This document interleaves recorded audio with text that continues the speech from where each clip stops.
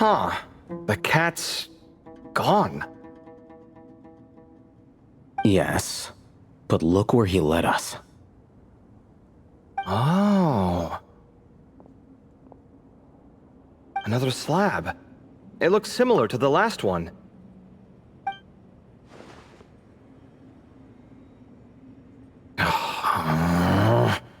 Oh, by all means, take your sweet time. Wouldn't want you to overexert yourself.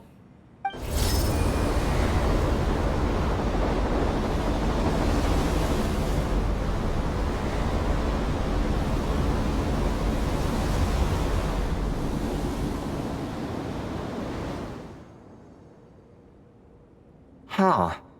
The scene depicted here... Seems to be a different tale. The Ibis King answered the gin-blooded dancing girl, granting her the wisdom she sought. But enemies plotted to kill her close kin. Snake venom was her self-chosen end. Here I leave the name. Makira. The Temptress of Woe? You've heard of her? Of course. I don't just sit around doodling all day. She's mentioned in tons of papers about the desert. As I recall, she was given as a gift to the tyrant king of Gurabad, and later seized the opportunity to kill him. After getting her vengeance, she reigned as queen for many years, until her enemies attempted a coup, and she took her own life. That's more or less the version I've read as well. It seems this queen also had dealings with the Ibis King. Yeah, I'm starting to find this whole granting wisdom business a bit concerning. I mean, considering how Gudars and Makira ended up, it might not have been a good thing. But, at the same time, if the cat guiding us is linked to the Ibis King, then he doesn't seem like a villain either. People are complicated, and the same is true of the servants of the gods, no matter their wisdom or power. Let's reserve judgment for now and keep moving.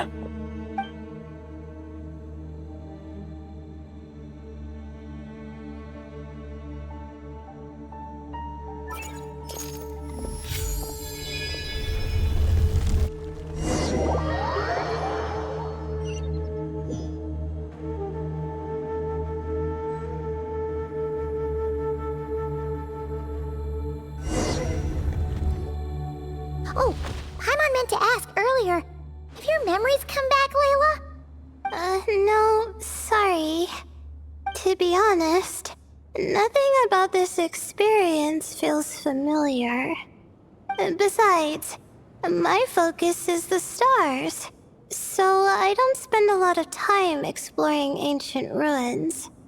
Guess that makes us the senior researchers in this scenario. Stick close, alright, Layla? Okay.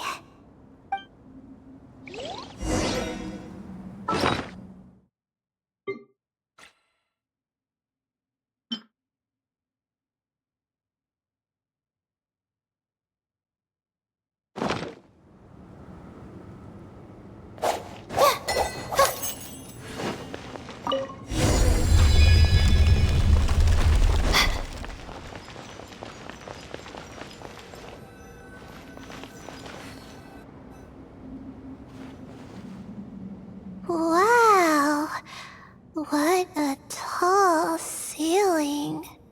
Yeah, but for such a big place, it's so empty. Like no one ever lived here. Sure must have been boring to live in ancient times, staring at ceilings all day. Now that you mention it, I've heard some people used to draw star maps on their vaulted ceilings. Some might even make them transparent to better observe the movement of the stars. It sounds so nice. Stargazing from the comfort of your own home. Wait a second. I think I see something up there. Huh? How is Paimon supposed to do that? Oh, right. Flying. Duh! Alright, sit tight, everyone! Adventurer Paimon will be right back!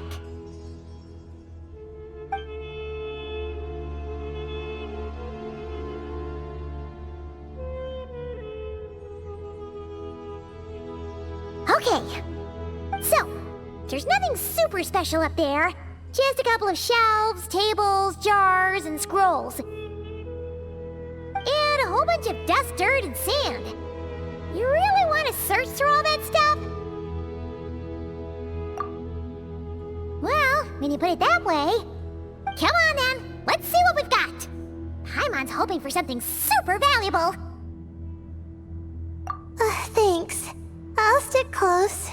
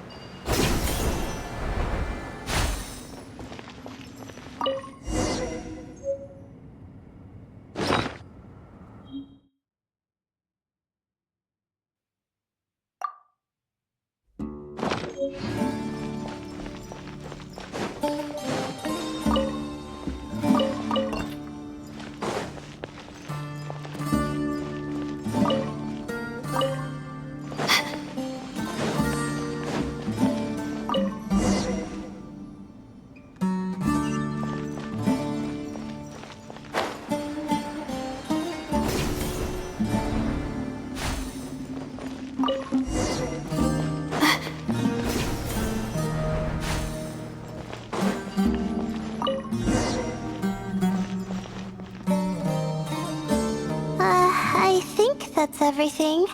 Most of the documents are in the ancient desert script, except these ones. These seem old as well, but the handwriting makes them stand out. Right! Let's arrange them in chronological order before we read through.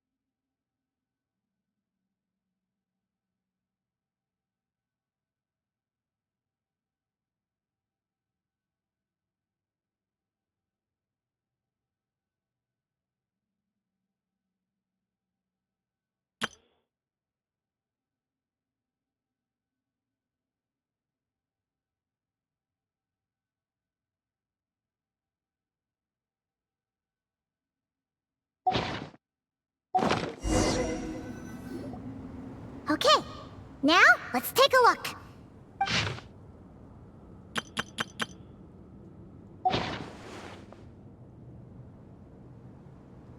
Maybe this person fell in by accident, like Mr. Jur and me.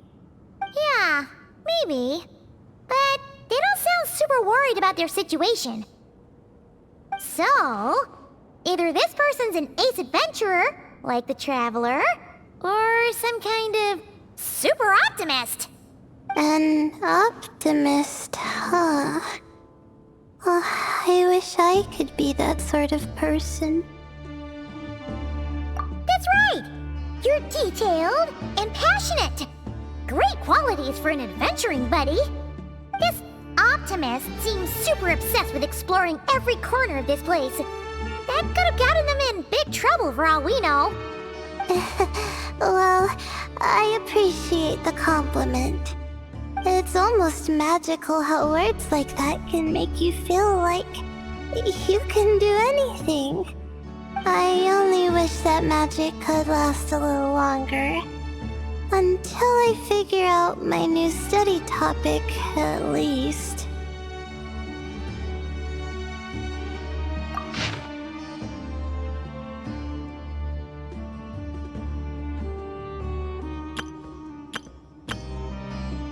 Oh, looks like you were spot on, Paimon.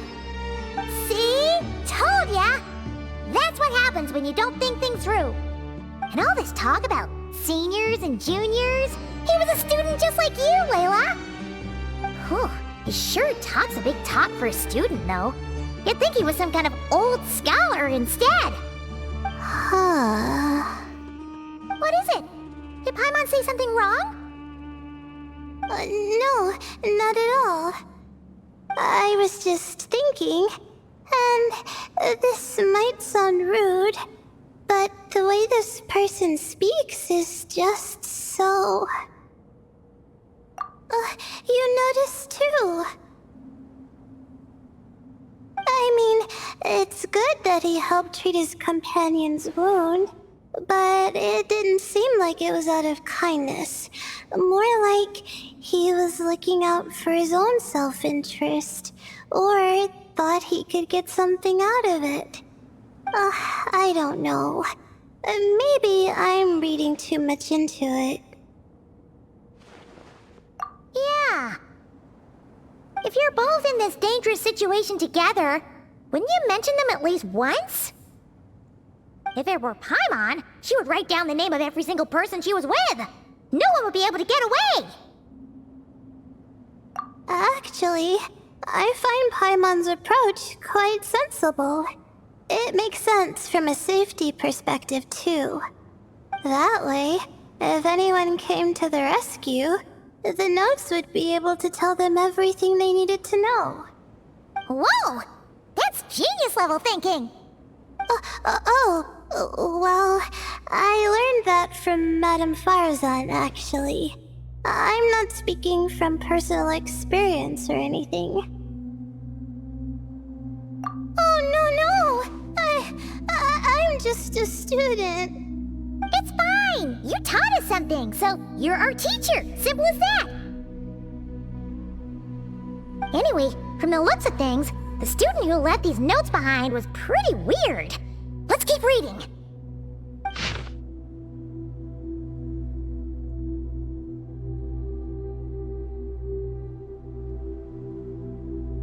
Whoa! Hang on! That's a lot of information. Paimon needs a moment to take this in.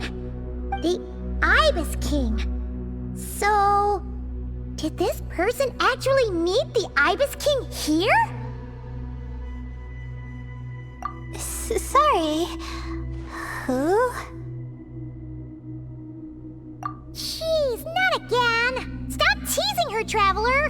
You know she was asking about Nefer. Anyway, Nefer's, a friend of ours. And she's mentioned the Ibis King before, but not in much detail.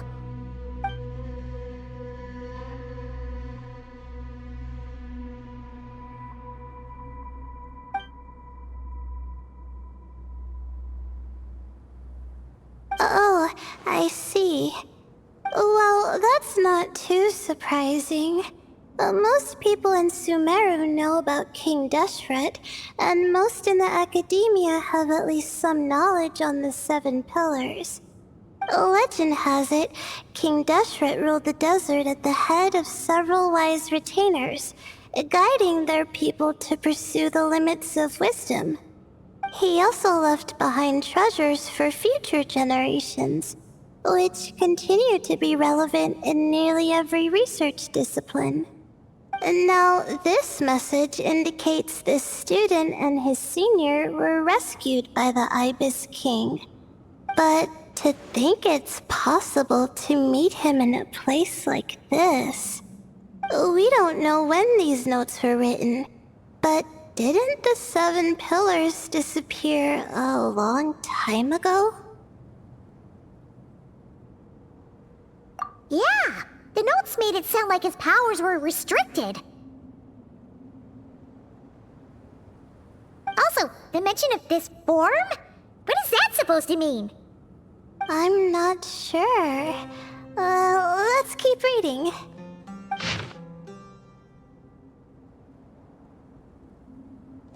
Oh, this is the last page. There's even a signature at the end. Well, sounds like they made it out. Guess it was a happy ending after all.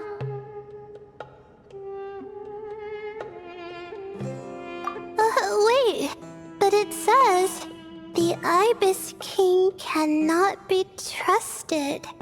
Huh. Our friend said something similar. That the Ibis King was a liar. And the notes did make it seem like something wasn't quite right with him. Maybe he wasn't one of the 7 pillars at all, but some kind of con artist.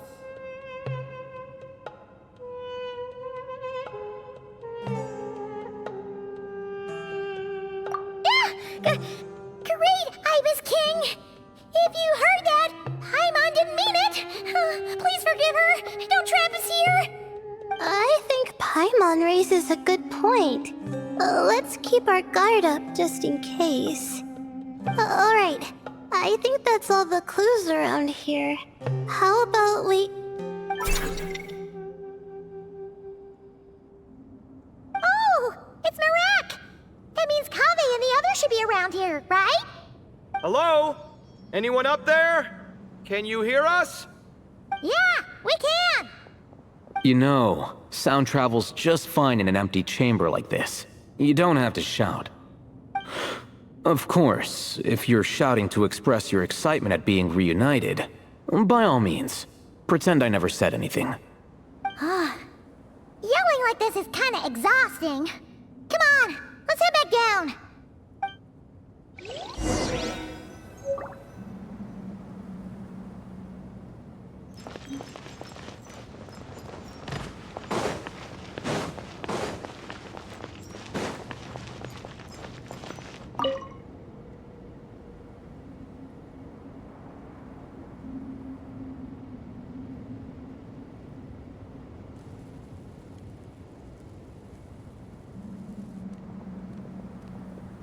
Wow, we all ended up in the same place, huh? Yeah, what a coincidence. Indeed. Or as I like to call it, the chai factor.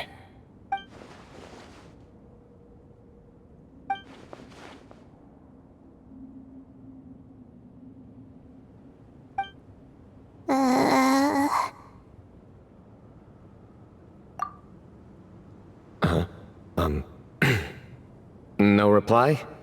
Just say it. All right. Because it's spice to sweet brew again. Oh, hey, that's a new version. Oh, wait, what? You've never heard that one?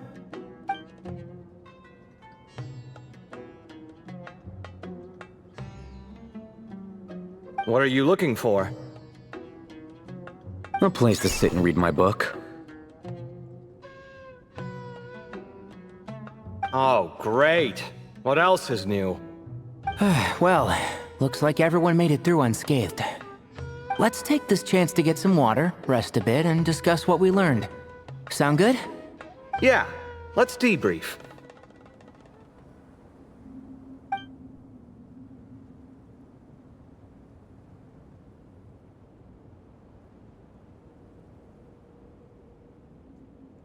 Okay, so we all learned a lot, but it feels like we ended up with even more questions. Yeah, but one thing's for sure. This place is tied to the Ibis King in some way. Hey, Sino. You're the current representative of Hermanubis. Can you call him up for a sec? Of course. Just let me sense his presence.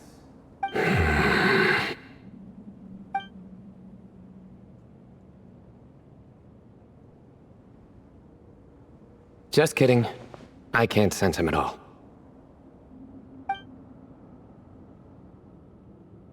Jeez, Sethos. Did you set him up for that one? What are you, a two-man act? Sorry, Hermanubis isn't like the Ibis King. He can possess me, but I can't talk to him whenever I want. Oh, truly? Does that mean he's gone?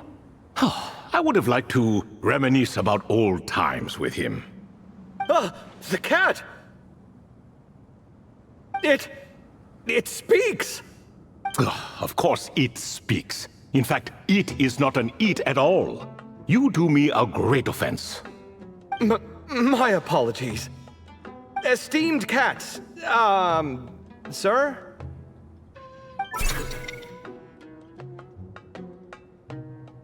Oh, this little contraption is still here. Contraption? No, this is Marak. Which means you do his assistant a great offense. Huh? Well, I didn't mean... Well, I apologize. I wasn't referring to this Marak, but rather the thing that operates it. King Deshret was quite partial to it. I have forgotten what it was called. It must have had an official name, albeit in the old tongue. Even if I did remember, I would need to translate it into modern language. Ah, it's not important. Marak's a fine name. Even better than the original, if you ask me. Who thought of it? And the remodeling, quite well done indeed. This Marak looks much happier in its current form. Oh, and the components should have model numbers written on them. You can look them up if you're curious. This cat talks a lot. Quite the one-sided conversation. Is this what the Ibis King was like? He seems quite eloquent. I wonder if he plays cards. Ha! I knew Marak was a great name. Go me. Let's see, what page was I on again? Should have brought a bookmark. That all went over Paimon's head.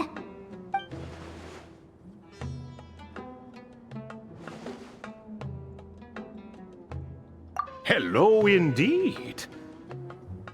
For you to know my name. Yes, I was not mistaken. You are special among your companions. But you are all guests. It is only proper to invite you in. Come then, this way.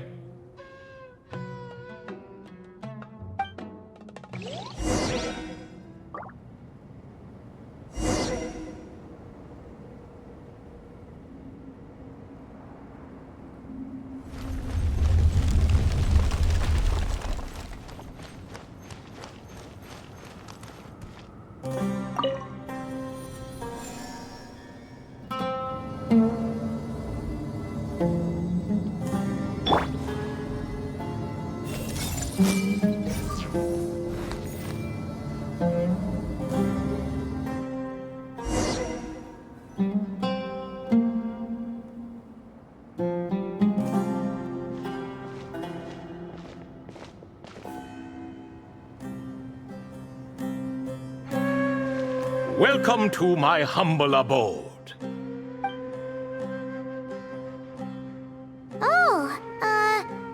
Your house sure is spacious, Lord Ibis King. I fear it's not quite what it used to be. In fact, it has long ceased to be my home at all. It belongs to the descendants of the cats I once raised. Such adorable creatures, aren't they? Take the one I'm borrowing here, for instance. A chubby fellow with such lovely fur. Anyway, tradition dictates that a special guest such as yourself be presented with a gift. Alas, it's a first-come, first-served basis, you see. I fear with the passage of time, none are left. What? So the treasure's gone already? Treasure, you say? Not an inaccurate description. Yes, and no. I have the power to grant gifts inaccessible to the masses. The only requirement is answering a question.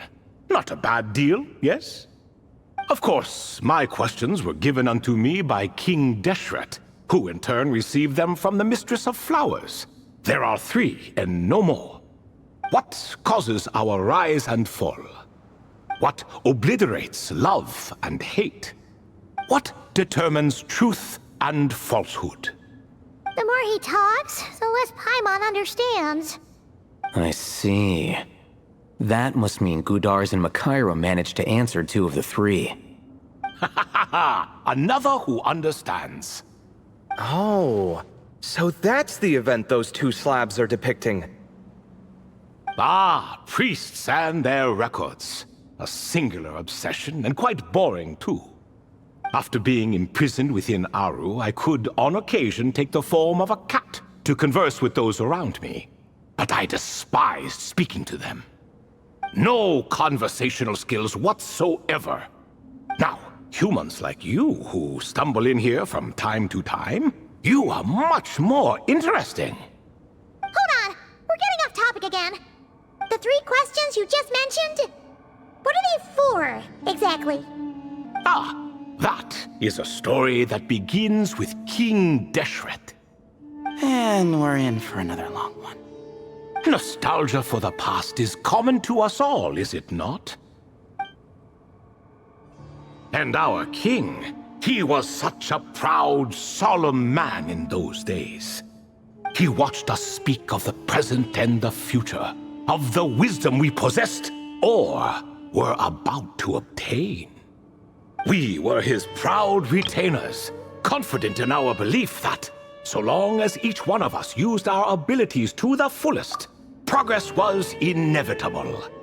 Yet, King Deshret's ambition was not destined to be allowed in a closed-off world such as this.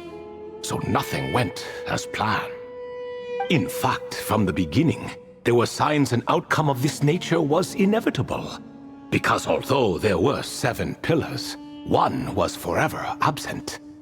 Al-Ahmar would insist the Dendro Dragon Sovereign was one of us, but the dragon herself rejected that idea. Huh. Like a card you can never seem to draw from your deck. More like a card that was never in the deck to begin with.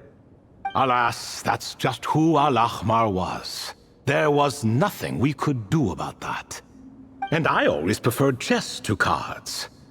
In the end, life grew unbearable for our king. But, of course, those who remain must continue to live on. But subjects like us were less fortunate. After all, the fate of a retainer is decided by the king, including the chance to walk away. So it was then that King Deshret had Kroko, Goti, and I locked up within Aru, where we remain to this day. Krako. Goti? Ah, of course. You're more familiar with their full names. Sobek, the Crocodile King, and Hereshef, the Goat King. And let me tell you, when it comes to chess, Hereshef was a habitual backseat strategist, always spewing nonsense from the sidelines. Well, Sobek was all too quick to take his terrible advice, to the point where I was the one who got accused of cheating. Chess is an exercise in patience, and that man couldn't sit still to save his life. He could never excel at that game. In fact, neither of them were good at chess. Even so, we played together often, and since I was always the winner, we got along quite well. What are you laughing at? Were we not good friends? No one's laughing. Paimon would never. No, not you. It's Goti. He's laughing for no reason again. Can you not hear him? Ah, right. Of course you can't. The 2 of them are inside Aru, as am I, so only I can hear them. What is even going on here? Has he, started to lose it after being trapped for so long? That does happen to prisoners serving life sentences. Speaking of which, how's Azar doing these days? I doubt he's doing much of anything. Just what I wanted to hear. What is the meaning of this? You doubt my words? I have half a mind to not talk at all. Oh, no. They're not questioning you, Lord Ibis King, just discussing other things. Please, continue. In that case, where were we? Getting to the part about the 3 questions. Hopefully. Ah yes, we're almost there. Before I entered Aru, King Deshret said I could be released from my eternal seal if I chose humans who could provide the correct answers to those 3 questions. The first person who caught my eye was Gudars. I asked him, "What causes our rise and fall?" He answered, "Conspiracy and betrayal, for it renders the righteous and wise unable to succeed, and thus nations fall." I found his answer quite interesting, so I bestowed upon him the power to deceive. The second human I chose was Makaira. I asked her, "What obliterates love and hate?" She said unto me, "I have nothing left to lose. Vengeance alone can quench both love and hate."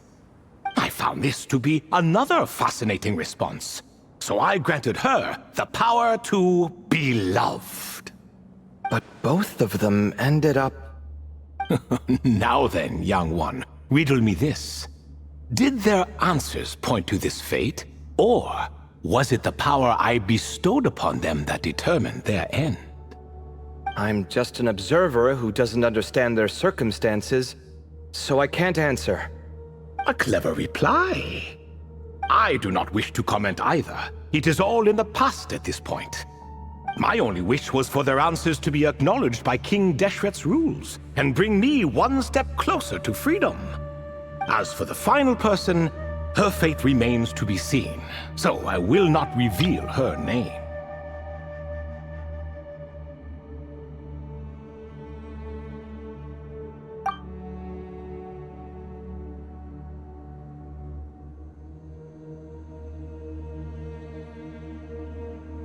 I asked her, "What determines truth and falsehood?" and found her answer quite compelling, so I bestowed upon her a gift to match. As you can see, however, I have not been freed, so it's clear the answer she gave at that time was wrong.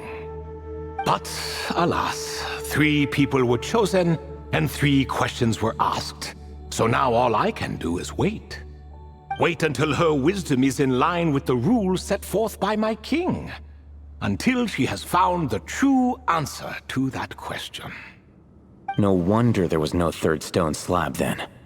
Or perhaps you're just not ready to include her in the story. Though that might be a generous interpretation. Well, it's not merely because her story remains unfinished. As the remaining priests of this place left or passed on, there were none left to record the events that followed.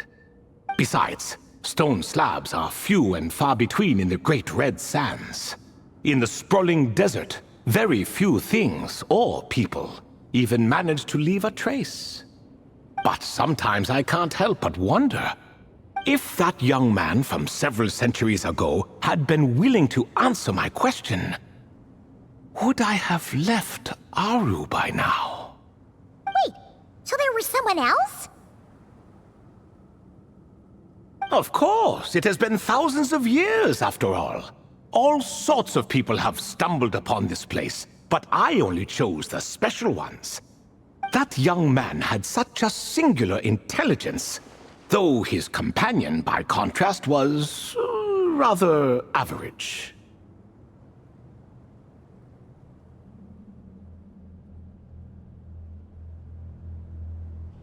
The author of those notes we found? The student named Zandik? Ah, yes, I think that was his name. In truth, I was unsure whether I should grant him my 3rd remaining gift. He was, of course, exceedingly clever, but he was also mistrustful and narcissistic in equal measure, and there did not seem to be a line he was unwilling to cross. Too much power could be dangerous in the hands of someone like him. So I found myself rather relieved when he declined my gift. Oh, he turned you down? Did he give a reason? Yes. He said he didn't need it. I still remember the look in his eyes. Nothing stood out per se, and still I could sense contempt and disdain radiating from his gaze. I could not give an exact reason, but on instinct I just knew it would not end well to get close to a man like that. So, I tricked him.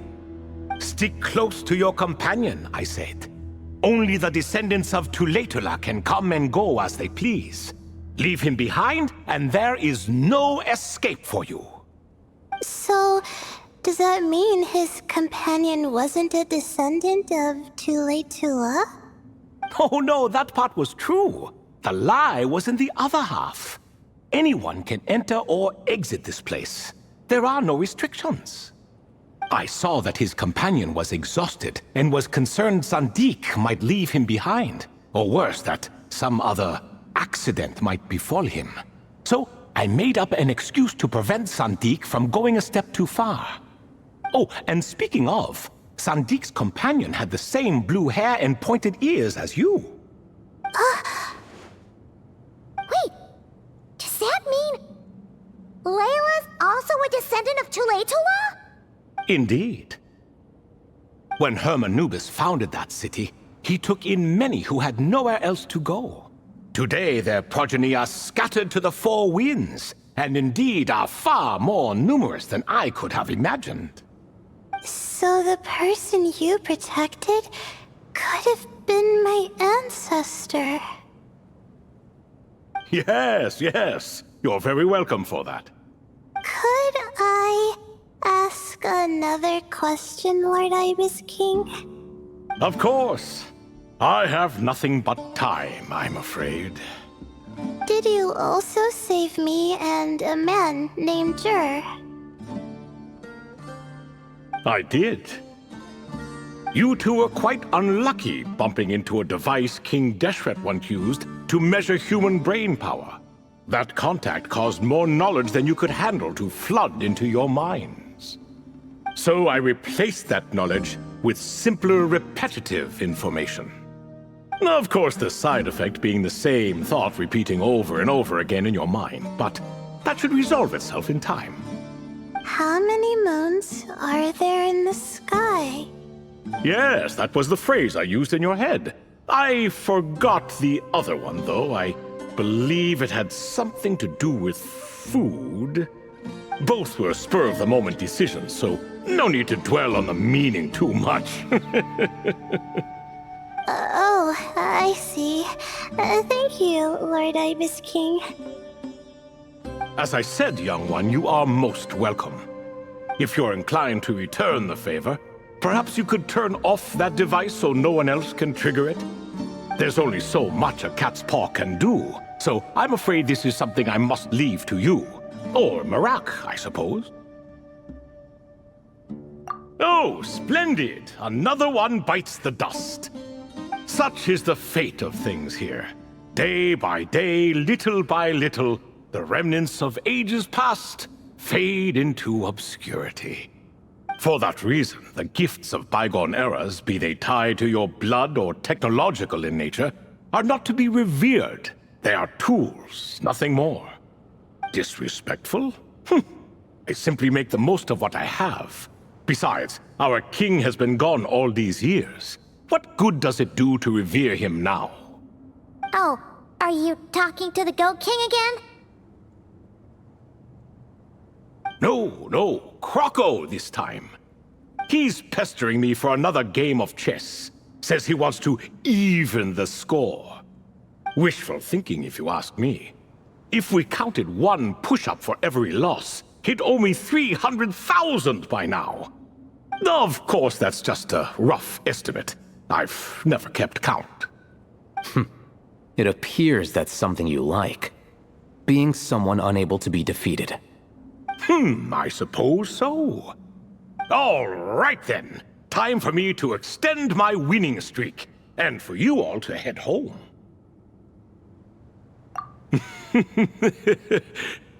In truth, deep down, I know even the answers to those 3 questions will not change my fate. But that is for me to reckon with. Go on now.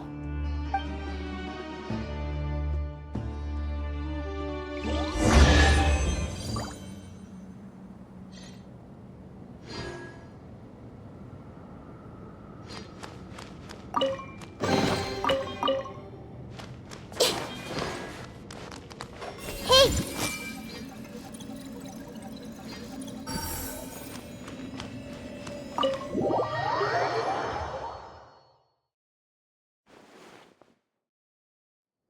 Excuse me. Do you even know what time it is? I've harvested 3 crops of tomatoes while you've been gone. You're exaggerating, Professor. I'm making a point. There's a difference. The sincerest apologies for keeping you waiting, Professor Cyrus.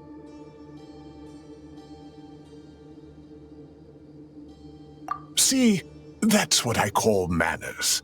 Now, are any of you hurt? Nope. It went way smoother than we expected, actually. I presume the investigation is complete then. Come, tell me all about it. Oh my, did you luck out? If you've read the work from the Vahumana Darshan, you would know that the Ibis King has, well, let's call it a mixed record. Perhaps he softened up a bit in his old age, and that's why he chose to help you. Or perhaps he just didn't have a good enough reason not to help us. See? Marak agrees. How do you even know that's what Marak meant? That could have just been a happy noise. In any case, there's a lot to be happy about.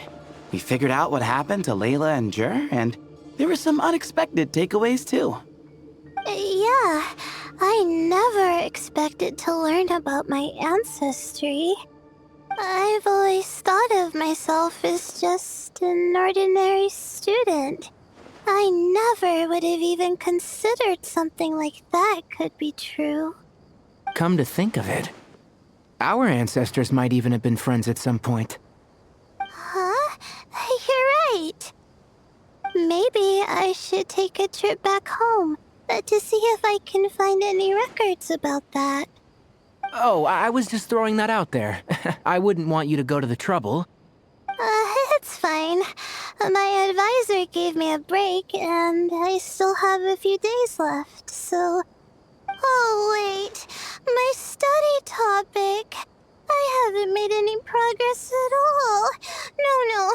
I need to focus on that instead. Right.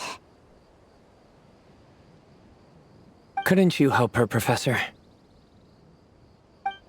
Huh? No, I could never. Me, you say? I'm from the Spatamar Darshan, and I don't think that Nephis or Zahahadi researched the stars. All I have to offer are my homegrown tomatoes. Although I suppose it's not impossible. I can ask a few old friends to recommend some interesting topics. You really don't have to. It sounds like a lot of work. Hardly. A few passing questions while we water the plants? It's no trouble at all. Thank you so much. Of course. Now it's getting late, and you all must be tired. Let's wrap things up here. Some say desert nights are the sun taking mercy on us after the heat of the day. So, let's leave while she still feels merciful.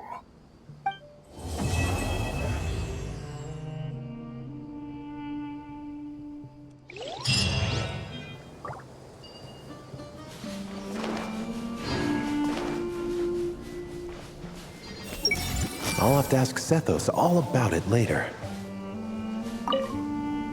You made it back safe and sound. Glad to see it.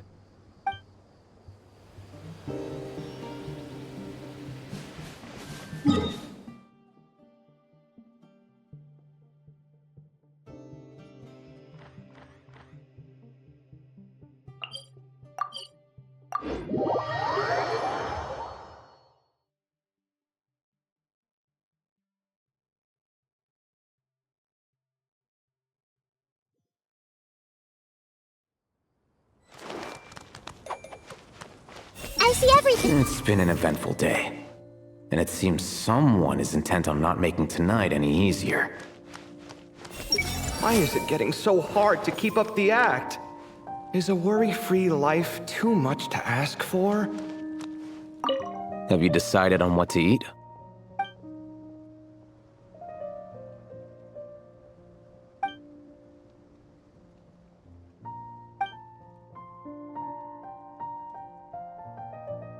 Fine.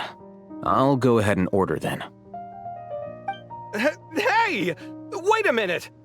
So, when you do the thing where you pretend not to hear a question if you don't want to answer, it works like a charm. But not when I do it?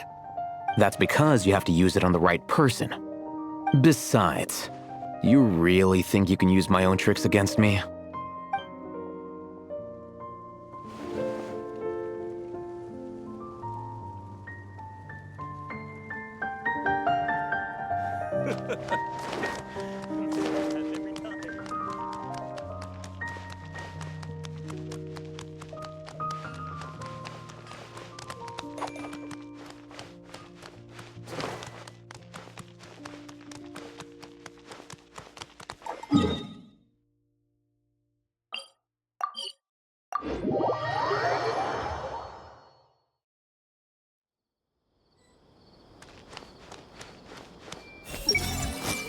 Miss Layla seems to be under a lot of pressure. I should take her to watch her performance sometime. That might help her unwind.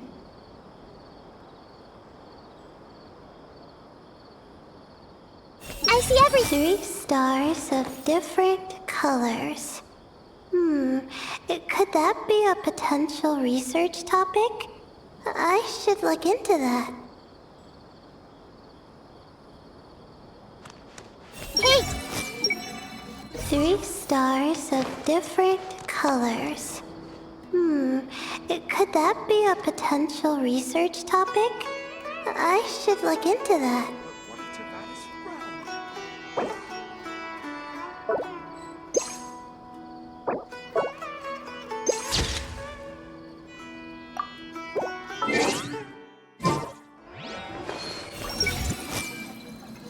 Miss Layla seems to be under a lot of pressure. Well, this is an unexpected reunion.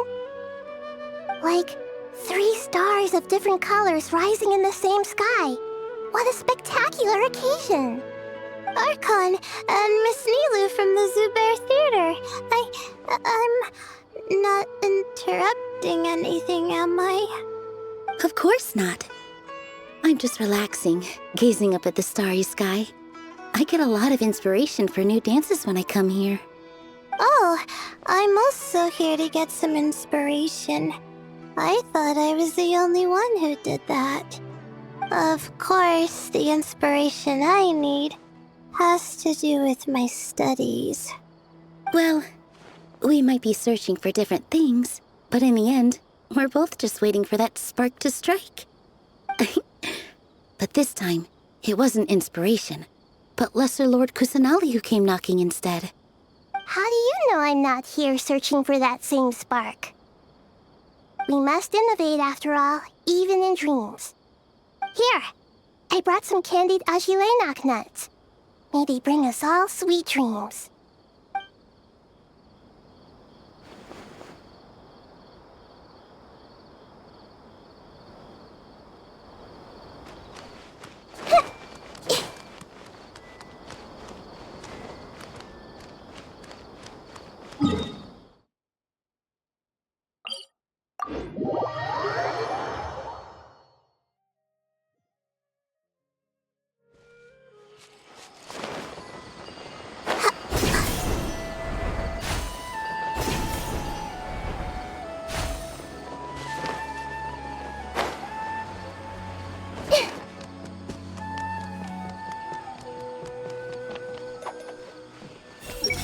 Rainforest life sure is something. Do all desert dwellers become like him after being here long enough? Surely that little girl must be... Haven't thought of a new pun yet, but it'll come to me. And then I'll punch them with humor. Hat guy. Card games. Was he setting up for a hat trick joke? You don't make it out to Gandharvaville often, and there wasn't time for visiting earlier. So why don't you stay a few more days? Sure. Got anything fun planned? Not really. We usually just go camping, do a little fishing, have a barbecue, things like that. Oh, and we invite the Traveler along too if he's in town. Nice! I love camping. And a barbecue is a must. Don't get too excited.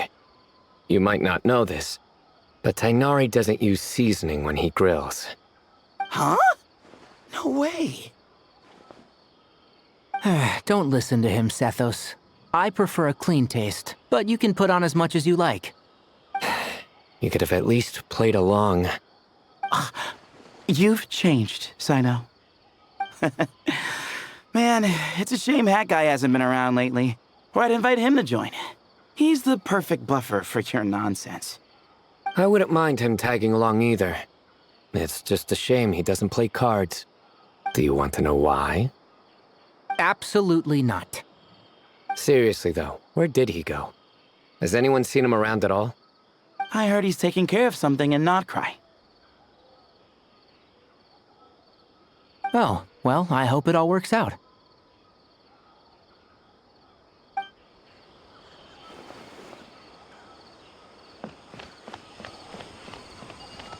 Sure.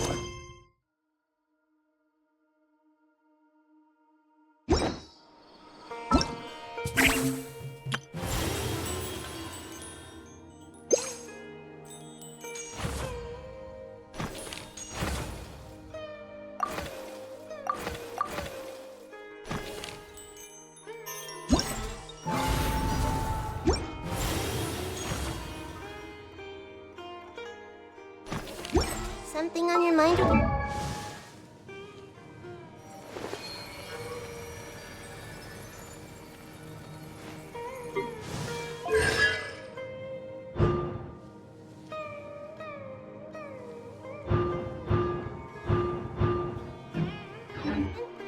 Let's work through it together. Two heads are better than one.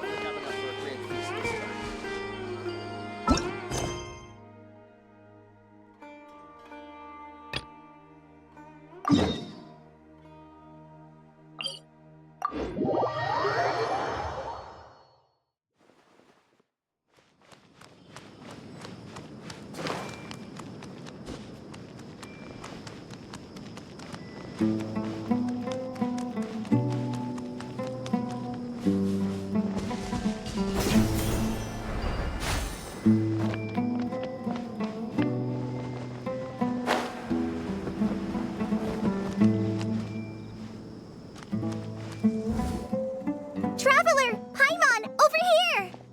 Welcome to the home base of the Fieldwise Center! As you can see, the core projects are already up and running, so we can get to work at any time! Huh. This feels like one of those places light novels talk about. You know, the adventuring hubs where rookies gather to take quests and stuff. Oh, and almost like a school festival at the same time, with everyone getting together to learn and then forming teams to hone their skills. It's so exciting! Well, this place isn't quite as decked out as a school festival, but Master Tighnari said the academia plans to be generous with the resources. Anyway, before students and researchers head out on dangerous field missions, they can come here for advice and emergency training. We even have professionals on staff that can join their teams to serve as guides or safety personnel. Yeah, you can think of it like a forward operating base, equal parts theoretical training and field practice. We'll familiarize new recruits with potential challenges in the wild and take them through drills so there's no reason to panic during the real thing. Amber, you're here too?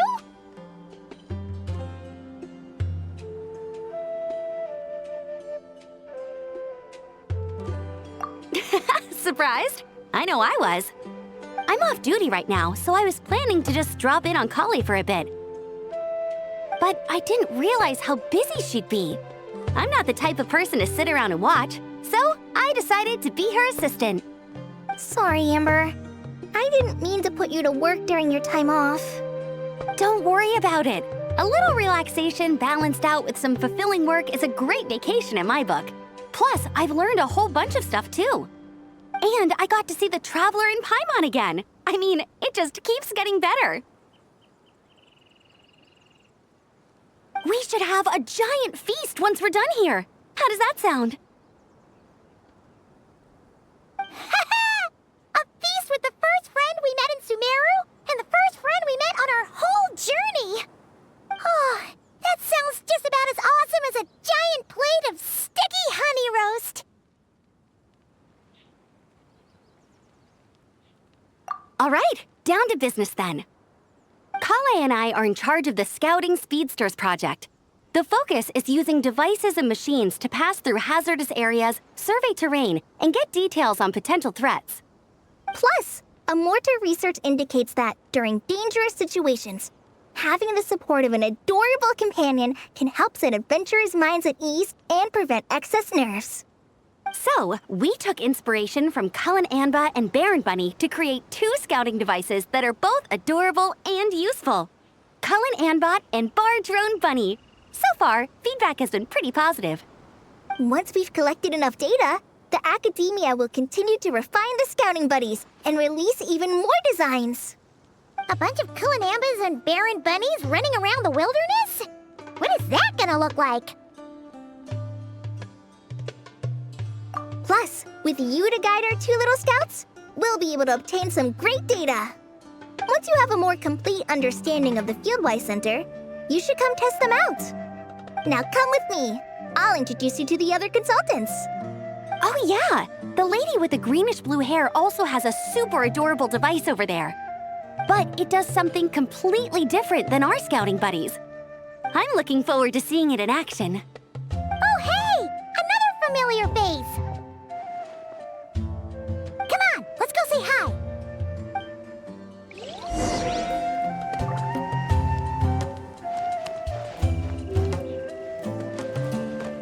Everyone hold hands! Gotta keep it up. Let's do this.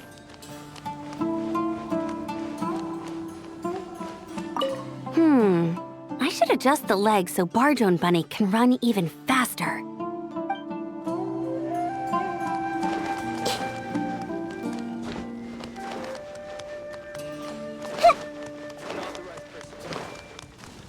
I see everything! It's really that popular?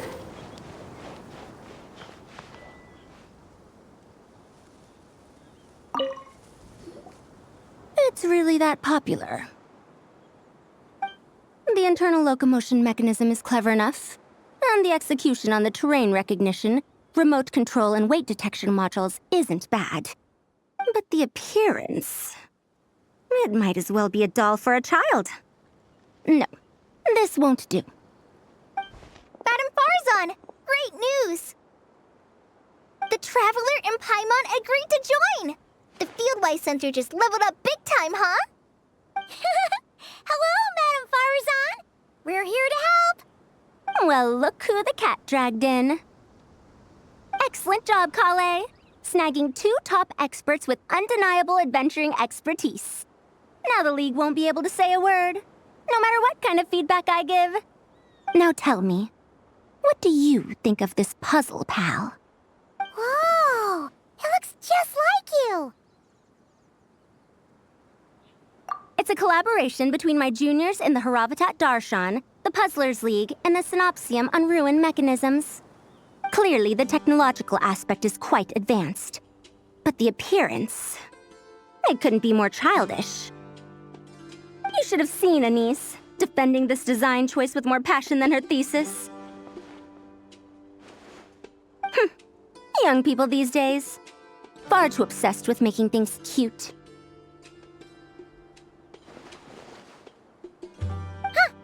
Paimon kinda likes it. Kali and Amber were just saying how cute companions can help adventurers stay calm. With a doll that looks like you by her side, Paimon thinks she could go adventuring in a super dark ruin and not even get scared. Well, that line of thinking does have merit. And I suppose choosing this particular appearance is a sign of their respect. For me. Still, there are adventurers who place greater emphasis on reliability and technical composition. People like that don't just want their devices to be able to survive an avalanche, but to look the part. And for their appearance to reflect the high-tech composition. The fluffiness of this puzzle pal, on the other hand, doesn't give the impression it would be a reliable or formidable device. The appearance may even be distracting. Now picture this. A thick metal casing, square in shape, with a matte finish and openings to showcase the complex technical composition. That would have much more visual impact. I'm the perfect example of this. I have a youthful appearance, and so people question me on occasion. If I had a head of white hair instead, things would be different. Really? Then, do you want Paimon to talk to them? She has white hair. What? No! That's not the same thing. I didn't realize you had such strict views about this, Madame Farzan. Huh? So, even you prefer this version? Well, if that's what you really think, then fine. You'll have to come back and test it out on some puzzles, Traveler. I'll rate your effectiveness in using the device and come up with a user manual based on your performance. As for improvements to its appearance, long-term observation is required, so I'll put that aside for now. I've already selected a few of the most suitable domains, so we can begin the puzzle-solving process at any time. Thanks, Madame Farzan. I'm just gonna take the Traveler and Paimon to see the final project. But it shouldn't take long. Don't worry, Kale. You're the one in charge here. Just make sure to pace yourself. Once things calm down, come over to see me and we'll have a nice chat. I'll even treat you to some snacks from back in my day. Snacks! Paimon's in! Paimon's in! Thank you, Madame Farzan. I'll bring a few boxes of floral tea as well. Go on now. Do me proud.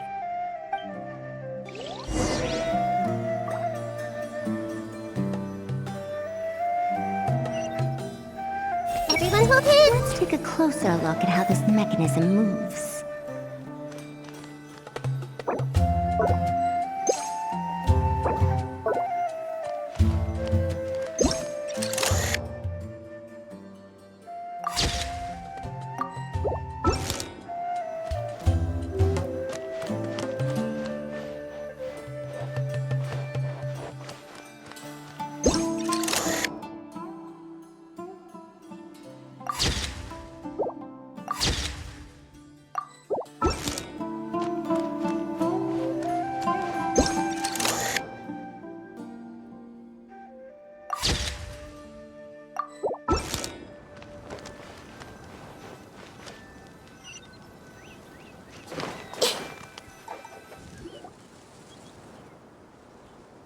This last one is a long-term project we're calling the Security Division.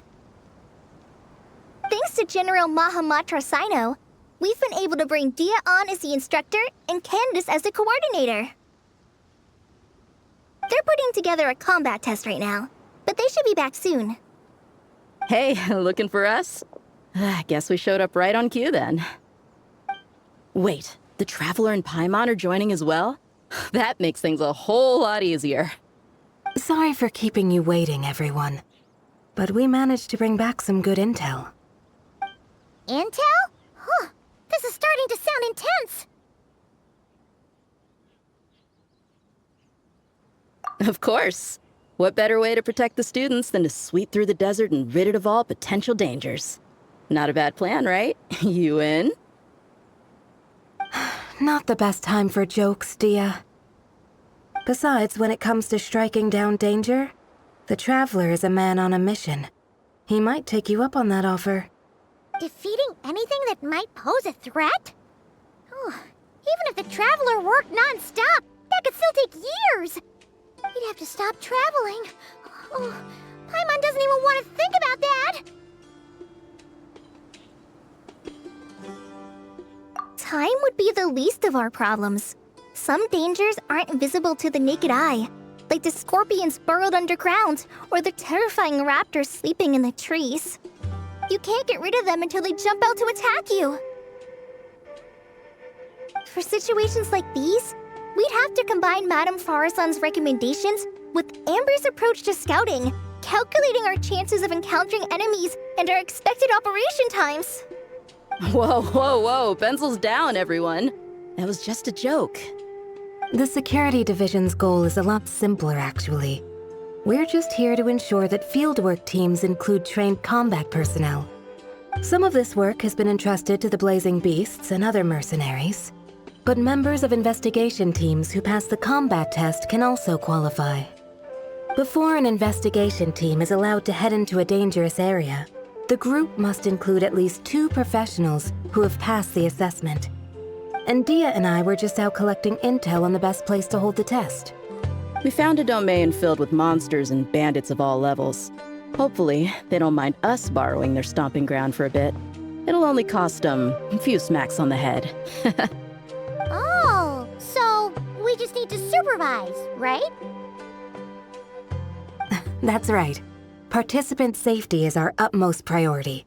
So we'll organize a group of capable personnel to take it in shifts. We still need to figure out our testing metrics, though. Fighting is different from an actual exam, and there's no one right answer. Mercenaries like me, we all have our own style. That's not a problem in actual combat, but when it comes to teaching, we tend to stick too much to what we're used to. So, we need someone to give us a baseline. Someone who has the experience, but also takes a more flexible approach in combat.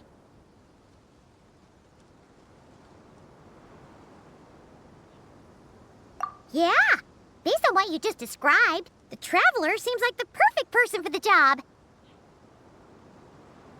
Great. Working with you is always a pleasure, Traveler. Smooth as butter on a steak. Don't forget about compensation for the Traveler in Paimon, Dia. You agreed without doing the math first. Ah, it's fine. We'll just split the funds Kale wrangled for us, 20-80. 10 for me, 10 for you, 80 for the 2 of them. Wait, we're getting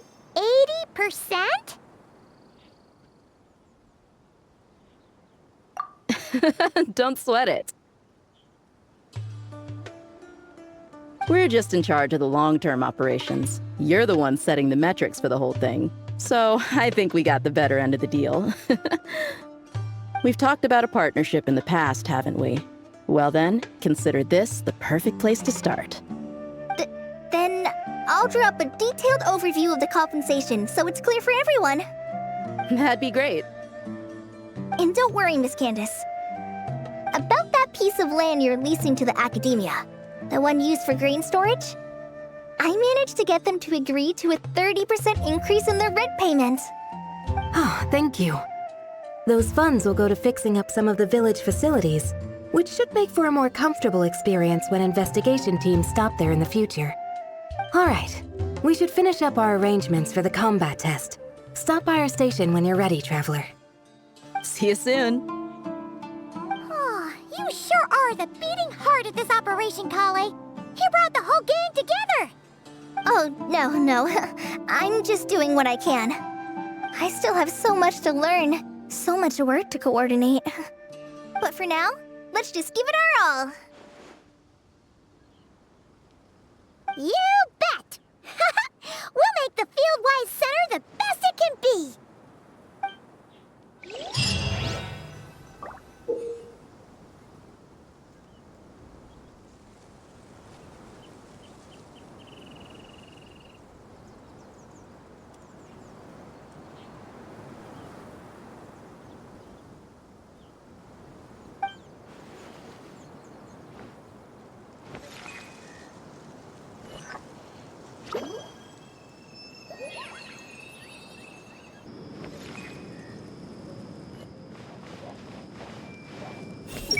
I bet Dia is going to ask me to get drinks after this.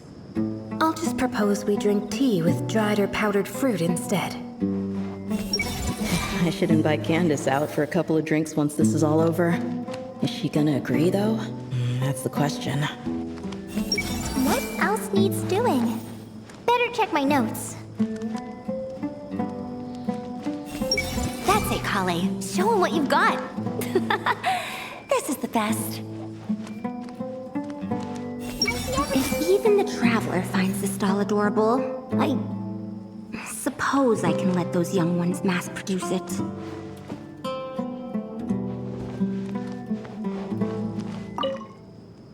Hey there! Ready to go full speed ahead with Cullen Anbot and Bardrone Bunny? Our 2 scouting buddies are tuned up and ready for testing. Don't worry, I'm using this station as a temporary office for the Fieldwise Center as a whole. But it hasn't been too bad. Just a lot of data processing for our scout bots and some paperwork. Oh, and we also give suggestions on how to modify the internal mechanisms. When an investigation team comes along, we register them and check if emergency training is needed. Then we take care of the departure procedures, allocate the required personnel and equipment, and then we monitor the situation with their camp provisions and touch base with the logistics staff. I don't mind. It's just temporary. The center hasn't been open for too long, so we're still working out the kinks. Yeah. Plus, verifying travel qualifications and keeping an eye on logistics is nothing new for me. And the academia is sending specialists to set up a formal administrative team soon. We just have to show them the ropes. Some of them are here already. So once that's set up, and the researchers submit their certifications, we can start delegating the work. And then we can take a well-deserved break. I asked Lisa and Kaya for some recommendations before leaving, so I have a list. Time's been a bit tight this trip, but Kali took me around Sumeru City, and we had tons of amazing food. She's one busy gal, though, so I didn't want to drag her from place to place. It made more sense to spend time here helping her out. I'm sorry, Amber. For what? I'm having a blast. Seeing you take the reins, seeing your friends place their trust in you, even rely on you, it makes me so happy. Traveling, relaxing, I can do that whenever. It's not like this is my last time here. Besides, once we're done, there will still be more than enough time for sightseeing. That makes me even more determined. You don't need to worry about me, Amber. I've got this.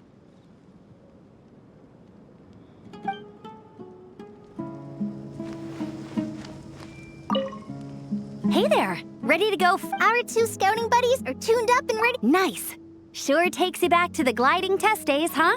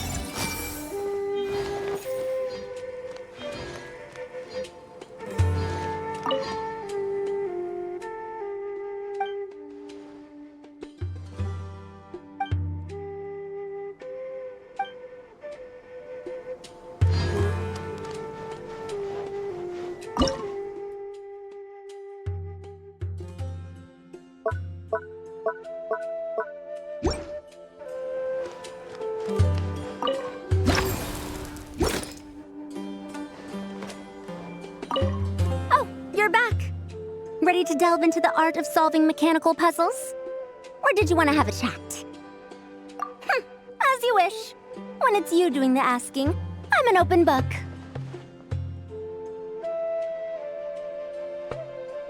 Refined, naturally. Not that I have anything against cuteness. A plush little thing with big eyes and a round face. I could see the appeal as much as anyone.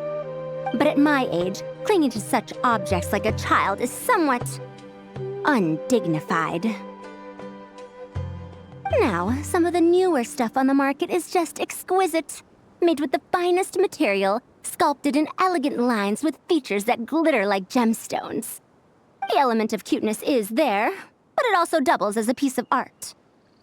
Wait a second. I thought your questions were going to be academic in nature. What is the meaning of this? Ahem. Fine. I'll let it go this once. But that excuse won't work a second time.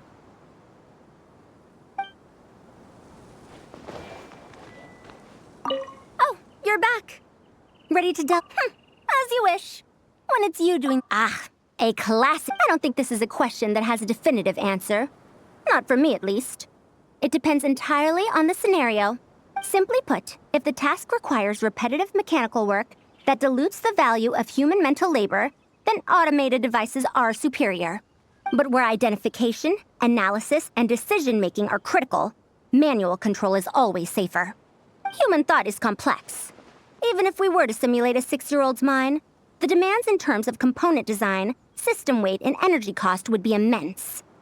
As I see it, conventional hardware capable of simulating adult-level cognition is impossible to integrate into a compact device. For the foreseeable future, anyway. Well, I've told you before, if you find these topics interesting, you should come to my classes. Cyrus's student, Lisa Mincy, is known as a once-in-a-generation genius. But with your smarts, I bet you could give her a run for her Mora.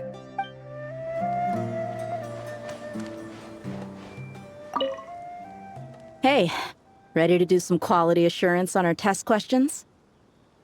Sure. Feels like it's been ages since we last saw each other. If we'd known you were coming, we would have prepared a whole welcome feast. All new recipes and everything. It's a funny story, actually. The last time I was in Fontaine, I brought a few cookbooks and some spices back with me. Then, I gave them to Candace, and she went into full chef mode, coming up with all sorts of new things. Like Romero thyme flour meat jerky mixed rice. At first glance, it looks no different than the usual Aru mixed rice. But then, it hits your tongue and you get that delicious meat, the hearty rice, and this super refreshing aftertaste, all without being greasy. It's a great way to refuel, and it's not too dry. Honestly, perfect for camping out in the desert. I'm not against improving traditional cuisine. Within the bounds of reason, of course. After all, every ingredient is precious out in the desert. Nothing must go to waste. Why didn't you accept that outfit from me then? Fabrics are a valuable resource too. I mean, I know I'm pretty casual and not the most fashionable, I guess. But I had someone help me pick it out. I'm sure nothing was wrong with the fit. In the end, it went to the girl in our Merc band who does the accounting. She seemed to appreciate it at least. I did appreciate it, Dia. It was extremely thoughtful. But as the guardian of Aru Village, my goal is to blend in, not stand out. Besides, fine clothes should go to people who have an occasion to wear them. If your accountant is to represent the blazing beasts in business settings, she should have something to wear. That's why I recommended the clothes go to her. Oh, why didn't you say so earlier? I thought you just didn't like what I picked out. Well, seeing as the blazing beasts will be holing up in Aru Village for the foreseeable future, if you still want to offer something as thanks, you could bring us some bolts of cloth. I'm somewhat familiar with tailoring, and I could use them to fashion sand and dust-resistant cloaks for everyone. The fabric doesn't need to be expensive, just resistant to wear and tear. I trust your judgment on that. Don't worry, I'll think carefully about the shape and pattern when I make one for you. Then all will know that you are an esteemed guest of our village. Oh man, I'm getting kind of excited. In that case, maybe I'll head to Liyue next. I've heard you can get some really nice fabric there without breaking the bank. Oh, and they've got a huge selection of silks as well, if that's what we're going for. But they've also got security in spades, so no merc work for us. We'll just be tourists, polite, well-behaved travelers. Once we're done here, I'll make a plan with the rest of the beasts.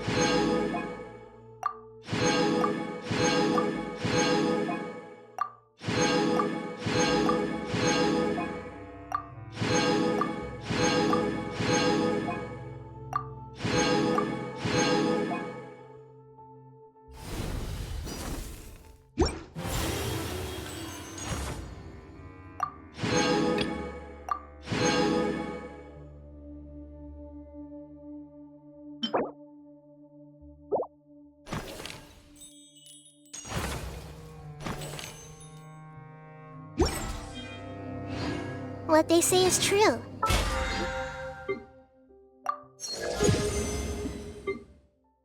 You have to see the world for yourself to appreciate how beautiful it is.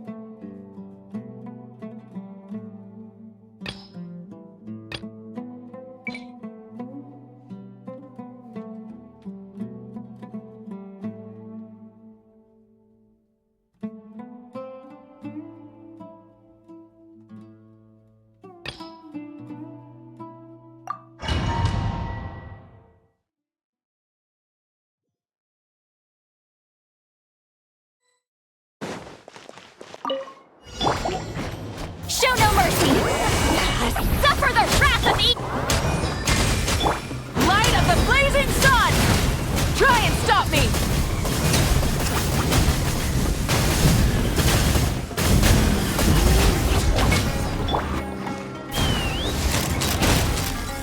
Locked on! Bullseye!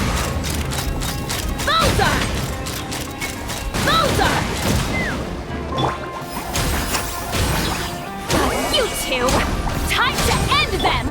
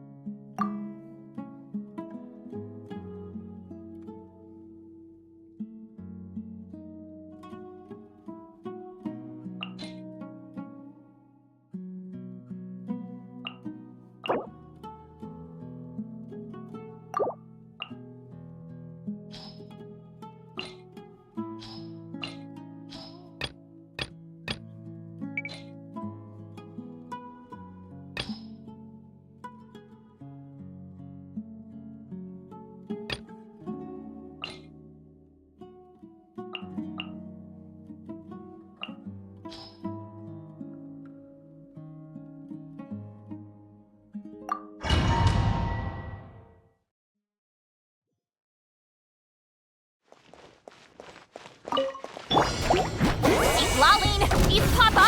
Get him! The villain! Everyone hold hands! Pyro Elastic surge! Rev the engines!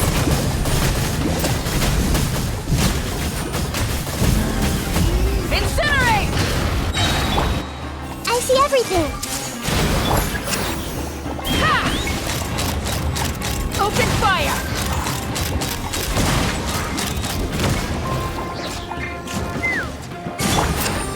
Everyone hold hands! Burn it down!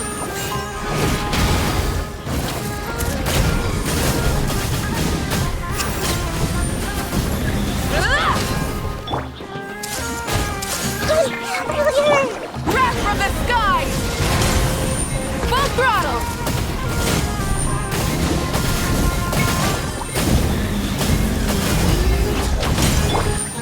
I see everything!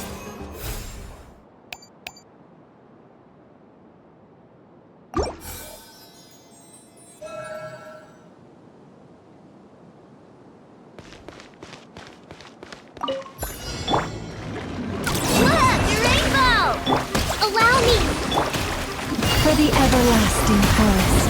Forest, protect can't hide the truth. It all falls into place. The mystery unravels. No more lies.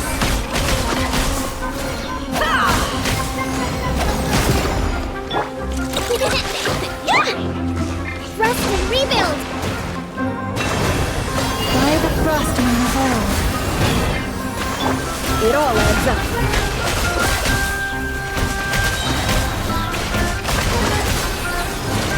No more lies. Seek within.